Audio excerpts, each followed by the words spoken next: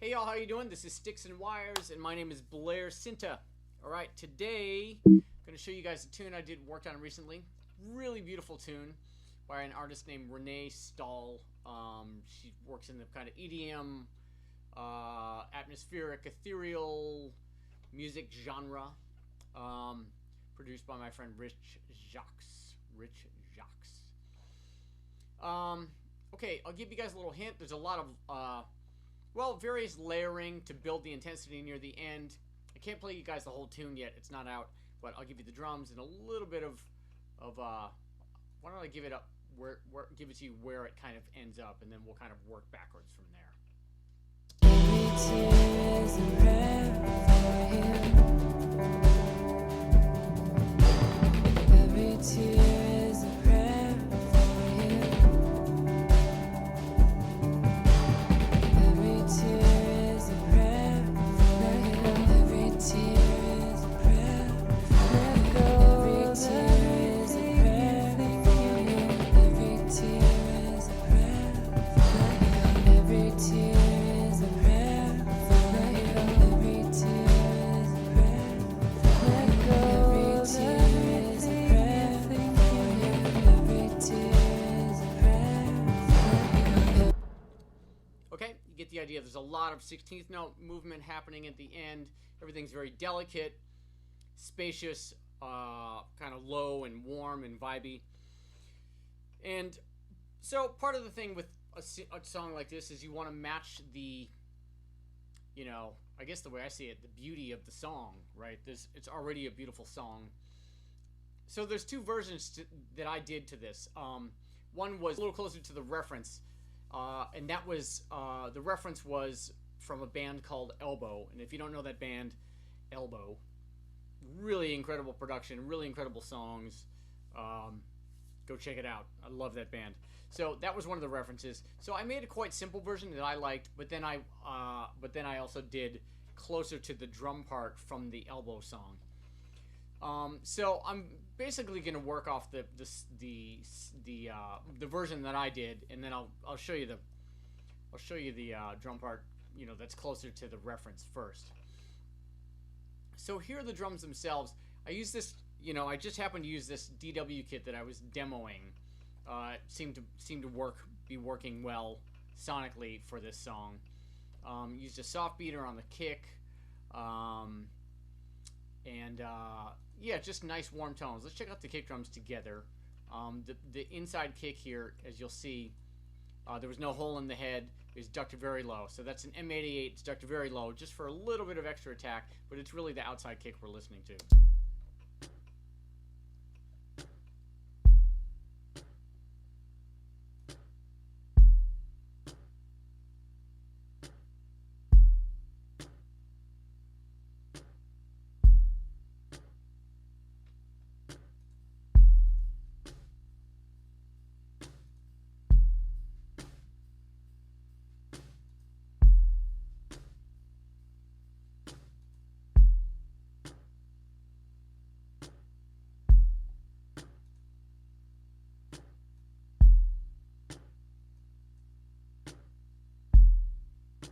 Really nice tone out of this drum. I'm helping it with a little low end, a lot of low end. I mean, a lot of 50 hertz. I shouldn't say I didn't boost it a lot, but really trying to get some of that subby sound in there. Gating it a bit to get any of this room noise out, just for clarity, and a little bit of compression. As you can see, that meter's not moving too much at all. Same thing with the inside kick here. A little bit of gating.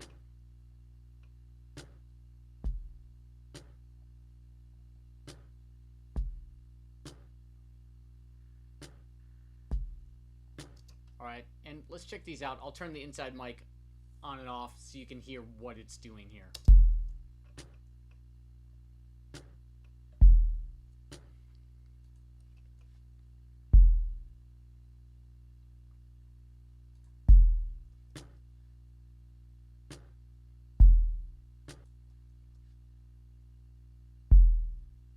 Alright, really subtle. I think I have it turned so low I can barely tell. So let's just say this outside kick's doing all the work.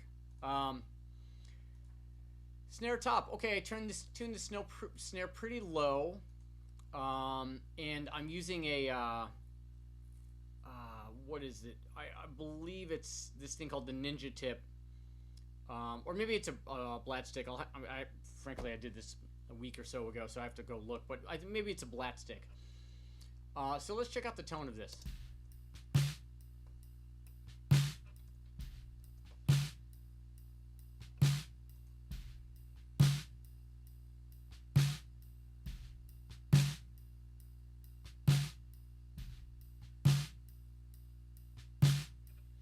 Okay, nice and fat and boosting a little low end. A lot of what I'm trying to do also in here, let's talk about the part, is this. You can hear right now the part is bop, bop, bop, and by the end, it's going like this.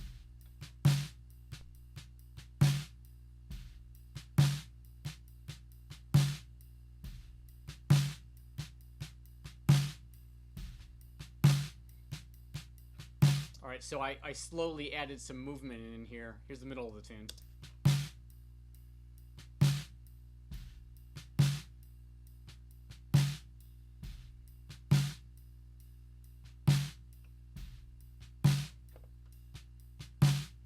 Okay, so I slowly started to add these ghost notes in this version of the tune. I was really going, for a part that built and added motion as the tune got stronger near the end, and had a lot of space at the beginning too. I'm not sure which version they're using, but I personally liked this version. Let's see. Toms I overdubbed. So overheads are important. This is where I use the Ninja Tip on the ride cymbal.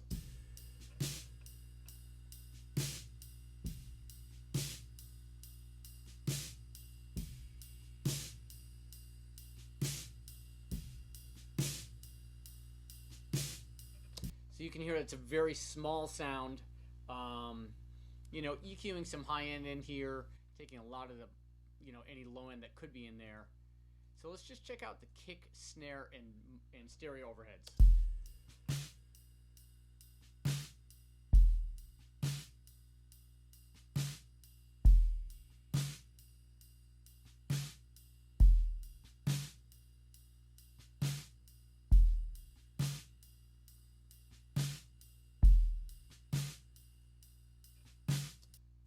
All right, little room. I believe the room is muted, so we'll just keep that muted. Was my main mix, and at one point I was experimenting with this auxiliary mic, and I really liked it. But in the end, I don't think I included it because it didn't really work. But let me give you this aux mic with some decapitator on it, so it's a bit distorted.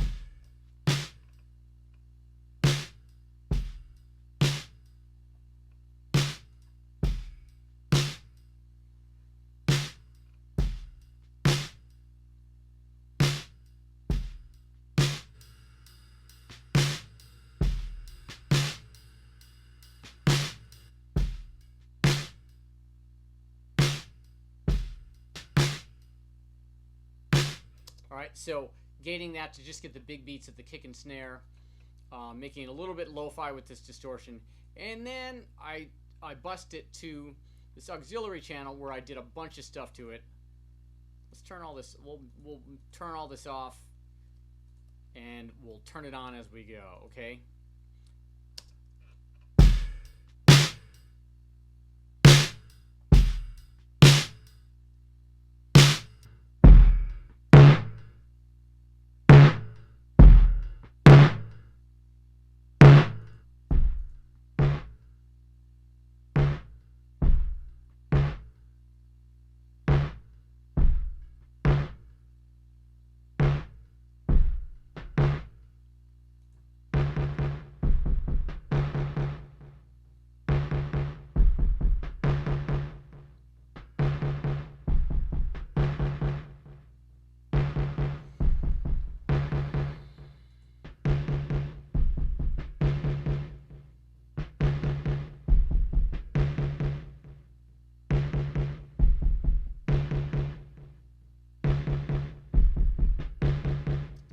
All right, pretty cool. I liked it.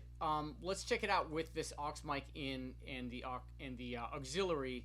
And I think it was just a bit too aggressive once I got there, even though I liked the effect. Let go.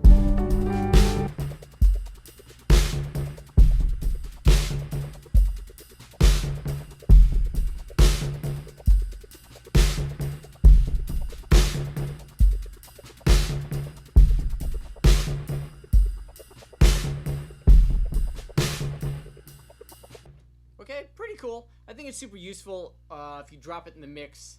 But you know, choices, right? Giving choices for the producer. So that's mainly the drum kit. Let's go check out the overdubs. So the first thing that I did was I added this 16th note shaker, which came in, I believe, at the bridge here.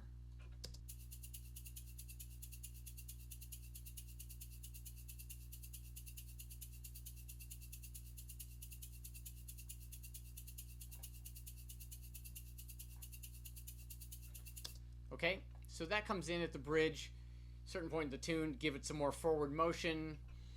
I programmed a quarter note kick here with battery, one of my own samples, my bass drum that has, it's called Goat Kick here because it's my 18-inch bass drum with the goat head on it. It's a very soft tone, not a lot of attack.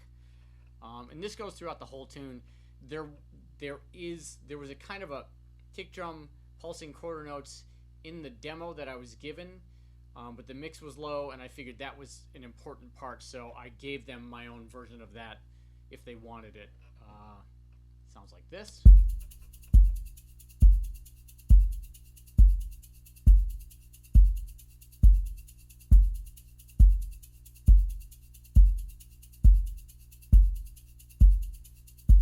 All right, so that also allowed me to have a totally, by programming this sound, it also allowed me to have an acoustic kit with obviously a different sound, and I could play a different pattern.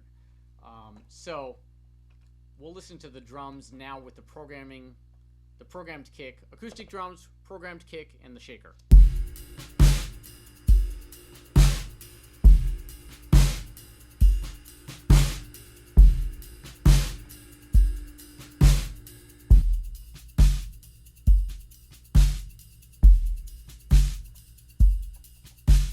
So it's very trancey. You can hear that, you know, with the acoustic kick on one, especially if you have headphones on or something, you'll hear that sub in the big kick that doesn't have it in the main kick here. So differentiating that. Okay, next I added toms at the end to bring some drama.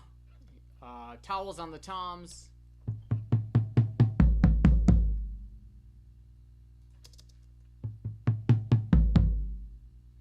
Right?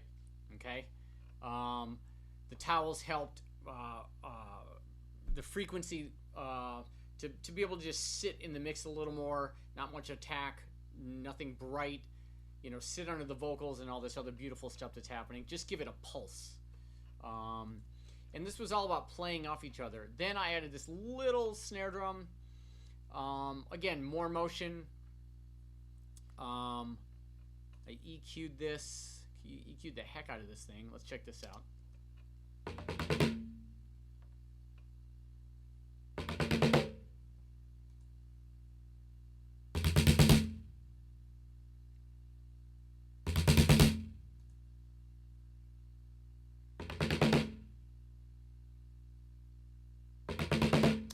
Alright, so really going for like kind of a lo-fi sound in there.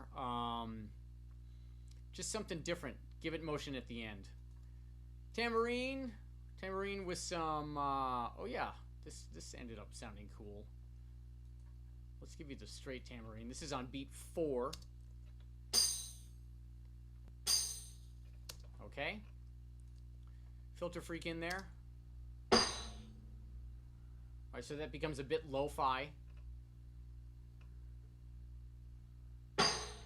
Take some of that high end off. And then, little verb on there.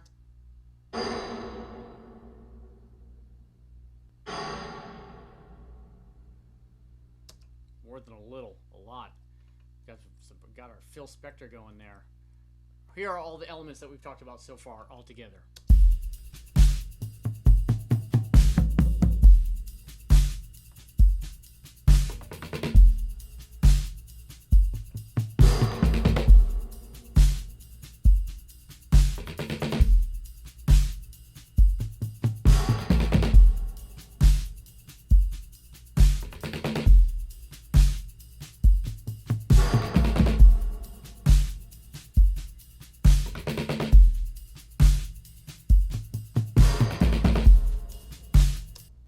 That's pretty fun, right? I like it.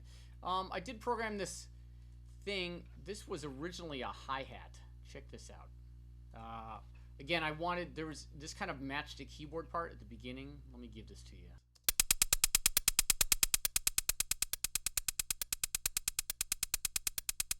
All right, that's pretty awful, right?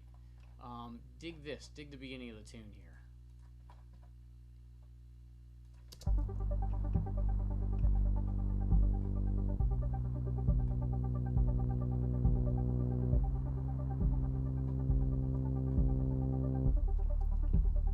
All right, so we have that arpeggiated synth thing, and I wanted to go with that. So I thought maybe a cool high-end hi-hat would be cool, but you know, I'm not even going to play this for you with the effect off again because it sounds so awful. But a little effects rack, and then this now blends with that arpeggiated synth.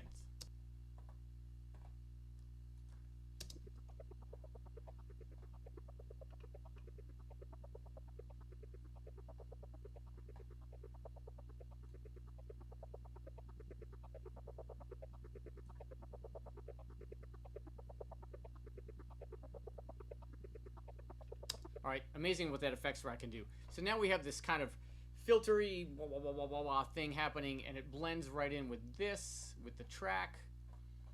Again, just options. They can use it if they want.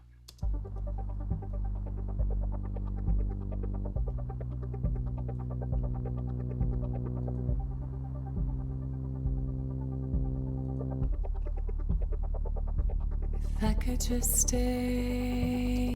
All right, so it helps enhance. You know, I'm not afraid to dive into keyboard land or something there if I feel like I can help out the cause. Okay, so that's basically it. Oh, cymbal swell just before the bridge.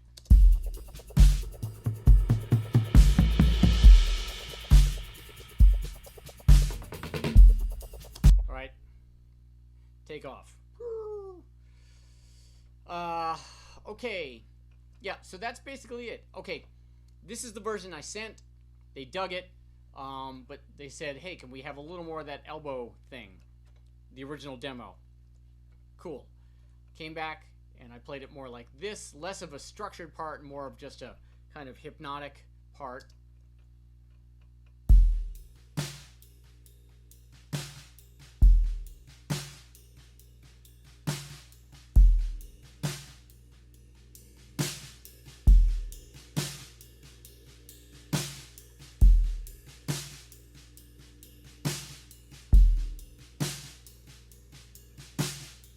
So those grace notes are always going, they're always in there. Again, it's less structured, it's just a little more even keel.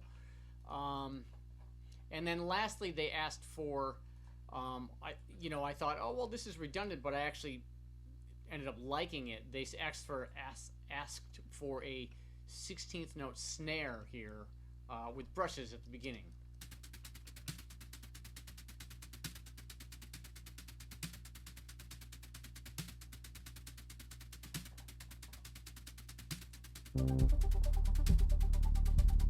If I could just stay here. Okay, and I thought maybe that's redundant with the shaker, but actually sonically they kind of work out. So yeah, there we go.